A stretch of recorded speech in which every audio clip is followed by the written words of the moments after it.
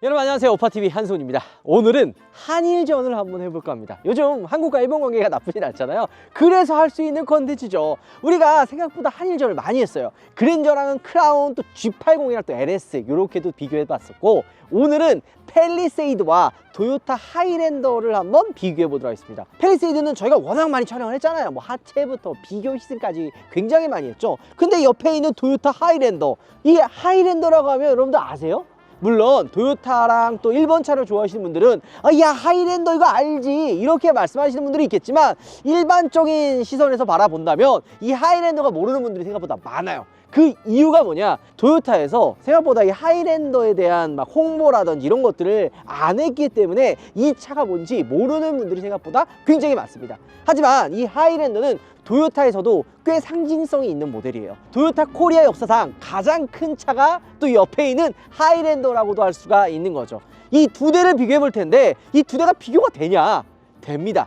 과연 차마다의 특색은 어떤 것들이 있는지 장단점을 한번 같이 알아보도록 하겠습니다. 자, 일단 외관의 디자인은 뭐 사실 그렇게 뭐 이야기할 필요가 없는 게 취향 차이가 사실 크죠. 근데 핵심적인 포인트만 찝어드린다면 이 팰리세이드는 남녀노소 누구, 그리고 우리나라 소비자분들을 위해서 약간 좀 타겟팅 되어 있는 그런 디자인이에요. 게다가 2.5 하이브리드로 풀체인지 때 나온다 라고 저희가 또 최초로 알려드리지 않았나요? 근데 재미난 게요, 우리나라 소비자분들이 좋아하는 게 뭐예요? LED 헤드램프와 LED 방향지시드, 이런 기본적인 그냥 차가 좀 고급스러워 보이는 포인트들을 되게 중요하게 생각하잖아요. 이 하이랜더는 LED 헤드램프가 들어가기는 하지만 방향지시등이 벌브 타입이에요. 우리나라 소비자분들은 이런 거 별로 안 좋아하거든요. 차값을 생각했을 때 팰리세이드 얼마예요? 얘가 지금 블랙 에디션 모델이거든요. 얘가 5,200 정도 합니다. 얘는 얼마인 줄 알아요? 토요타 하이랜더 7,470만 원이에요. 2,200만 원이 더 비싼 거야. 근데 방향지시등이 벌브다. 이러면은 우리나라 일반 소비자분들 입장에서 말이 되냐? 이렇게 접근할 수가 있는 겁니다. 하지만 토요타의 가장 큰 장점은 엔진에 있죠. 엔진 보여드릴게요. 자, 엔진룸을 한번 볼 텐데, 이런 거 보면은 약간은 우리나라 소비자분들 입장에서 아쉬울 수가 있죠. 7천만 원이 넘어가는 차에 유압식 리프트도 없어? 이렇게 생각할 수가 있는데, 토요타는 접근 방식을 좀 다르게 하기는 해야 돼요. 얘가 2.5 하이브리드가 들어갑니다. 4기통 엔진에 전기 모터가 합산이 되어 있는 2.5 하이브리드라 합산 출력이 246마력이에요. 원래 이 하이랜드 처음 들어왔을 때 차가 크잖아요. 우리나라 소비자분들, 특히 이 토요타 하이랜드를 좋아하는 분들 입장에서는 이게 V6 들어오는 거 아니냐, 이 정도 크게 엔진은 들어와야지, 약간 이런 기대가 있었는데, 토요타에서 주력으로 밀고 있는 2.5 4기통 이제 엔진에 전기모터 합산되어 있는 2.5 하이브리드가 들어왔어요. 그래서 얘가 공식 연비가 얘가 리터당 13.8인가 그래요. 그래서 저공해 혜택, 친환경 세제 혜택까지 다 받습니다. 그러니까 팰리세이드 풀체인지가 이번에 나와서 집어넣는 2.5 하이브리드가, 물론 얘는 이제 자연느끼긴 한데 먼저 들어가 있다. 연비도 기가 막히다. 그래서 옵션, 이런 벌브 타입 이런 거 사실 토요타 사는 사람들 신경도 안 쓰거든요. 야, 이거 방향시등 벌브 타입은 어때? 차가 기본기가 좋으면 그만이지 라고 생각하시는 분들이 이 토요타 삽니다. 게다가 2,200만 원 비싼 거를 접근을 하면은 상식적으로 우리가 금액이 비싸면은 고급스러워야 되고 상품성을 생각한단 말이에요. 토요타 사시는 분들은 그런 거보다는 차의 기본적인 본질적인 그런 구성들, 그런 것들을 되게 많이 신경 쓰는 거죠. 자, 반대로 팰리세이드는 V6에 V6, 그래서 295마력 정도 출력이 나오는데, 이거는 하이랜더보다는 조금 더 높거든요. 근데 연비, 얘는 3.8에 연비가 리터당 9km 나옵니다. 실연비를 생각을 하면은 진짜 뭐 발끝 주행 잘하는 분들은 이거보다 더 잘 나오기는 하는데, 연비에서는 확실히 토요타 하이랜더보다 좀 떨어지는 부분이 있는 거죠. 얘도 하이브리드 나온다 그러면은 좀 얘기가 달라지지 않을까 생각이 들긴 합니다. 제가 지금 1.6 하이브리드가 들어간 카니발을 타잖아요.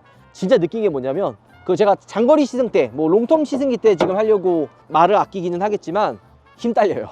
이 크기의 1.6 합은 안 됩니다. 자, 그리고 얘는 무게는 조금 더 토요타 하이랜더가 더 많이 나와요. 얘는 2톤이 좀 안 돼요. 한 1925kg 정도 되고, 얘는 2085라서 조금 더 무겁기는 해요. 그 이유는 얘가 이제 하이브리드 파워트레인이 들어갔기 때문이죠. 자, 후면부를 보면 뭐 사실 뭐 이 방향지시등, 이거는 아까 얘기했던 대로 얘가 벌브 타입이 들어가서 좀 아쉽기는 한데, 전반적인 차 높이는 어때요? 하이랜더가 조금 더 높죠? 팰리세이드가 더 길고 더 넓고 더 커요. 단 차이가 하이랜더가 조금 더 이 SUV처럼 차체 높이가 좀 더 높다? 수치상으로 봤을 때는 그렇게 많이 차이 안 나는 것 같은데, 이게 육안으로 볼 때는 생각보다 조금 차이가 난다는 거죠. 그게 왜 그러냐면 이 팰리세이드는 도시명 SUV잖아요. 얘가 뭐 타고 오지가거나 막 이러지는 않는데 이 하이랜더 같은 경우에는 비포장도로도 갈 수 있을 만한 구성으로 가지고 있어요. 물론 얘도 둘 다 4륜 구동이 들어가 있긴 하지만 포지션 자체가 조금 더 얘는 비포장도로라든지 이런 거를 갈 수 있게끔 만들어 놨다, 이게 보시면 됩니다. 근데 진짜 옵션의 구성이라 이런 걸 보면 확실히 하이랜더가 좀 더 아쉽기는 해요. 이런 마감이라든지 러기스키리는 그래도 좀 빼서 이 안에 넣을 수 있는 공간이 있긴 있네요. 네. 이런 공간들을 좀 보면은 조금 아쉬울 수가 있죠. 가격이 그래도 얘가 지금 2,200만 원이 더 비싼데, 팰리세이드 같은 경우에는 이런 식으로 3열 시트가 자동으로 펴졌다 접혔다 하기 때문에 공간에 대한 활용성이라든지 고급스러운 부분에서는 팰리세이드가 조금 더 우위에 있다고 볼 수가 있는 거죠. 근데 이거는 제가 아까도 얘기했잖아요. 이 차를 구매하는 분들 입장에서 이야기해야 된다고. 일반적인 소비자분들, 우리나라 소비자분들 같은 경우에는 이 팰리세이드처럼 아무래도 옵션을 따지게 된단 말이에요. 근데 도요타를 사시는 분들은 이 옵션이 그렇게 중요하지는 않아요. 좀 불편하더라도 차 본질적에 대한 주행감, 완성도 이런 것들을 따져요. 그래서 그렇게 신경 안 써도 된다, 이런 생각이 들고요. 저희도 근데 하이랜드를 이번에 처음 시승을 해보거든요. 예전 일본 차들 타면 어떤 느낌이었어요? 실내가 굉장히 올드하고 약간 편의 기능들이 많이 떨어지고 이런 생각을 하잖아요. 근데 하이랜드는 그래도 요즘에 나오는 차처럼 이 실내 디자인이 많이 좋아졌습니다. 그래도 욕심을 낸다면 좀 아쉽죠. 욕심을 낸다면 좀 화려한 느낌, 요즘에 어때요? 버튼들, 물리적인 버튼들 많이 없어지고 심플해지고 뭔가 이런 느낌인데, 하이랜더 같은 경우에는 아직까지는 그래도 아날로그적인 느낌이 있기는 합니다. 근데 어쨌든 디스플레이 커지고 헤드업 디스플레이 들어가고 열선 통풍 시트 다 들어가 있고, 그 다음에 뭐 이런 수납 공간도 좁은 편은 아니고 하이브리드이기 때문에 저속 구간에서 전기 모터로 구동할 수 있는 구간들도 생각보다 많이 있어서 패밀리카로 구매하시는 분들이 이 하이랜더도 많이 선택을 하는 거죠. 좀 아쉬운 거는 아직까지도 이 후방 카메라 화질이 좀 아쉽기는 합니다. 자, 그다음에 이 커다란 디스플레이가 왜 중요하냐면 요즘 안드로이드 오토나 애플 카플레이 많이 사용하잖아요. 요게 이제 활용하는 데 있어서 디스플레이가 크면은 좋은 부분이 많은 거죠. 안드로이드 오토 같은 경우에는 유선이에요. 근데 애플 카플레이는 무선으로 적용이 됩니다. 일본 차다 보니까 또 일본이랑 미국에서 많이 또 타니까 애플 카플레이를 좀 활용한 거 아닐까, 이런 생각이 좀 들기는 합니다. 자, 제가 이 기본기라고 이야기했었던 부분이 마력적인 부분은 어땠어요? 얘가 246마력이고 아까 팰리세이드 얼마였죠? 295마력이었잖아요. 그러면 한 50마력 정도 차이가 나는데 팰리세이드가 더 잘 나가야 되는 거 아니냐, 이렇게 생각을 해요. 수치 마력보다는 체감되는 부분들, 세팅을 어떻게 해야 되는지, 어떤 부분이 다른지, 이런 것들이 핵심이거든요. 특히나 이 팰리세이드나 이 하이랜더 같은 경우에는 누가 타는 거예요? 젊은 분들이 무슨 뭐 달리려고 타는 게 아니잖아요. 중고속에서 어떻게 밀어주는지, 저속에서 반응이 얼마나 다른지, 이런 부분들이 있는데 하이랜드는 전 구간에 여유로운 움직임을 보여줘요. 특히나 도요타를 좋아하시는 분들이 이 도요타를 찾는 이유가 주행감 때문이에요. 옵션은 솔직히 그냥 눈에 딱 봐도 팰리세이드가 좋잖아요. 근데 주행은 이 하이랜더가 저속에서 느껴지는 이 주행 느낌, 얘가 4기통이라서 좀 아쉬울 수 있다 할 수 있지만 2.5의 전기모터 합산으로 246마력이라는 퍼포먼스가 군데군데 잘 분산돼서 나옵니다. 제가 이 하이브리드 리뷰할 때마다 이런 얘기를 해요. 전기모터와 엔진이 따로 놀면은 합산 출력이 중요한 게 아니라 진짜 힘이 부족하게 느껴진다. 갑자기 막 저속에서 전기모터 가다가 막 엔진 개입하면 소리는 소리대로 나고 힘은 힘대로 딸리고 이러면 주행할 때마다 스트레스거든요. 아니 막 달려야 될 때 힘을 못 받아 버리니까 막 좀 힘이 부족하고 뭔가 좀 답답하고 뭐 이런 느낌이 드는데, 도요타 하이브리드는 전 구간에서 이게 전기 모터로 가는 건지 엔진으로 가는 건지 헷갈릴 정도로 되게 부드럽게 자연스럽게 연결이 됩니다. 힘이 딸린다라는 느낌이 안 들어요. 이게 왜 이런 주행감을 가지냐, 뭐 엔진의 완성도, CVT 미션, 당연히 이런 것들도 중요하겠지만 근본적으로 이 하이랜드는 전기 모터가 뒤쪽 후륜에 달려 있어요. E4AWD라는 시스템이 들어가는데 이게 어떤 역할을 해주냐면 뒤쪽에 전기 모터 있고 앞에도 있어요. 그래서 앞 뒤에 무게 배분이나 무게 구동 배분을 알아서 해줍니다. 그러니까 전 구간에 파워풀한 주행이라든지 이런 밸런스를 굉장히 좋게 만들어주는 거죠. 2톤이 넘어가는 무게에 이 크기면 답답할 수밖에 없거든요. 근데 뒤쪽에 있는 후륜 전기 모터가 따로 출력이 있어서 뒤에서 밀어주는 움직임이 굉장히 경쾌하다는 거죠. 앞뒤로 구동 배분으로 힘을 나눠서 적절하게 밀어주면 어떤 느낌이겠어요? 차가 좀 더 부드럽고 잘 치고 나가는 느낌을 받겠죠? 그러면 마력이 높지 않더라도 운전하는 운전자 입장에서 차가 굉장히 경쾌하고 부드럽게 나가네 라고 느낄 수 있는 부분이라는 거죠. 게다가 여기 연비가 어떻다? 13.8이다. 이건 공식이고 실연비로 들어가게 되면 이거보다 연비가 더 잘 나옵니다. 그러니까 옵션이 아쉽다라는 부분들은 이런 주행에서 다 커버가 되는 거예요. 승차감 부분에서도 막 엄청 부드러운 승차감은 사실 아니에요. 프리미엄 SUV에 느낄 수 있는 그런 느낌은 아니지만 탔는데 이 승차감 괜찮네? 이 정도 수준은 다 나옵니다.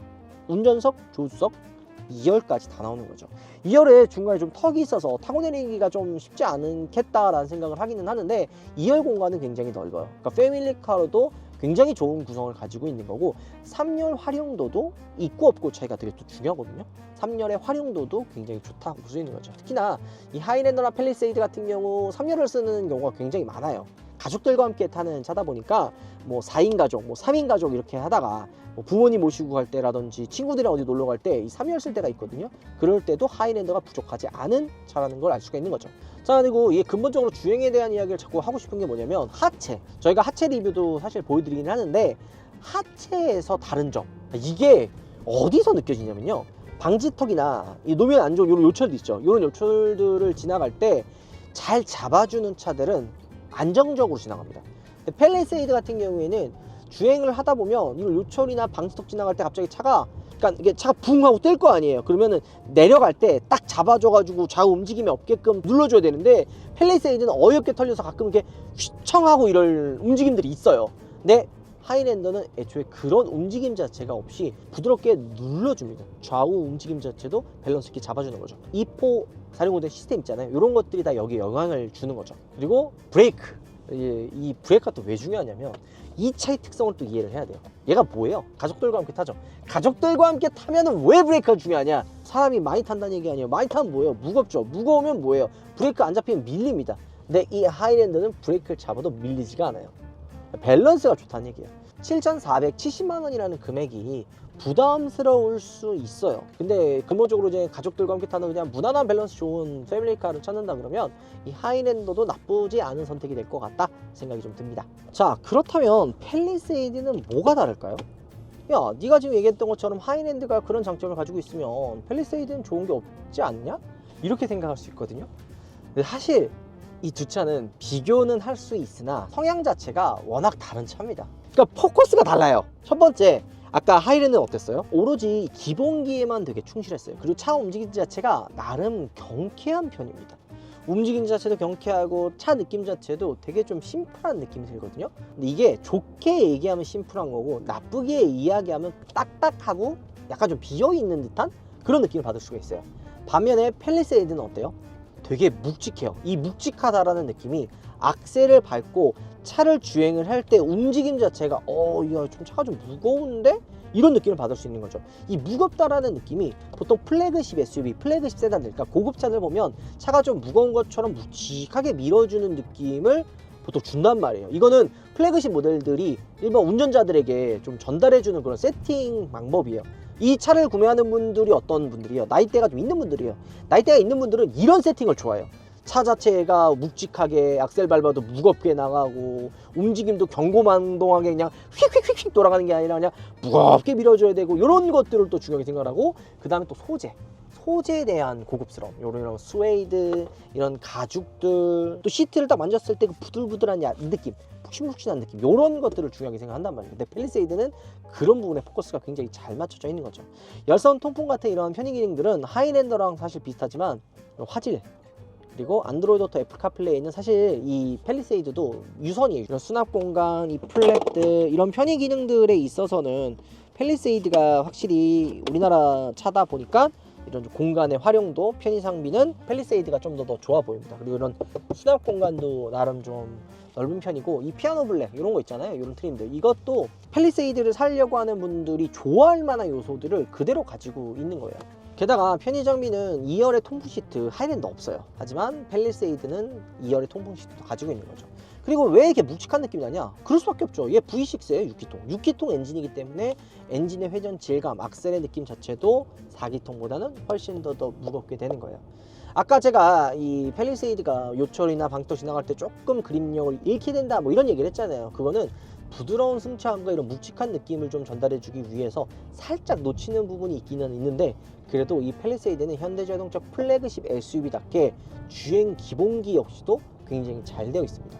그러니까 두 차량을 번갈아 가면서 타면 확실히 다르다는 걸 느껴요. 그 다르다는 거는 얘가 나쁘고 제가 좋고 이 개념이 아니라 바라보는 시선에 따라서 이 차가 좋을 수도 있고 나쁠 수도 있다는 거예요.